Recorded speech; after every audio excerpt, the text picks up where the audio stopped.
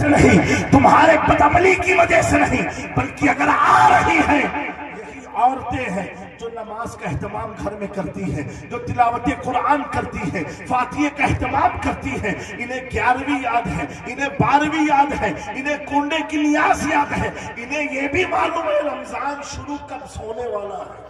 مردوں کو تو چاند دکھنے کے بعد پتا چلتا، اچھا کل سے پہلا روزہ شروع۔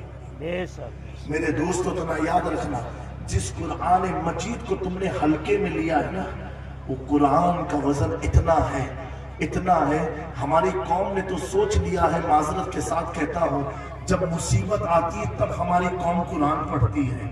آج یہ پورے علاقے میں اگر 3 میت ہو جائے، تین جنازے اٹھ جائیں الگ الگ محلے سے، تو کہیں گے اب لگتا ہے قرآن خوانی کرنی پڑے گی، اللہ تعالیٰ ناراض ہو گیا ہے۔ پھر محلے میں قرآن خوانی ہوتی ہے، لوگ قرآن پڑھنا شروع کرتے ہیں۔ قرآن خوانی کوئی یاسین پڑھ رہا ہے، کوئی سورہ مزمل، کوئی سورہ رحمان، کوئی سورہ ملک پڑھ رہا ہے۔ میں ایک بات پوچھنا چاہتا ہوں پیارو، تم نے جو قرآن کو پڑھا گھر میں میت ہونے کے بعد پڑھا، میں نے پوچھا ہے نوجوان تو قرآن کیوں پڑھ رہا ہے؟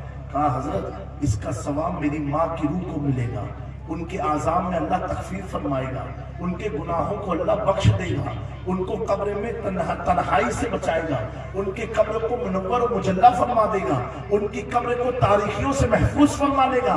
میں نے کہا قرآن تو پڑھ رہا ہے، فائدہ تیری مری ماں یا باپ کو مل رہا ہے، قرآن تو پڑھ رہا ہے، ان کی قبر روشن ہو رہی ہے، قرآن تو پڑھ رہا ہے، ان کے گناہ بخشے جا رہے ہیں، قرآن تو پڑھ رہا ہے، ان کے درجات بلند ہو رہے ہیں، قرآن تو پڑھ رہا ہے، ان کو قبر میں سکون مل رہا ہے، قرآن تو پڑھ رہا ہے، انہیں قبر میں راحت مل رہی ہے۔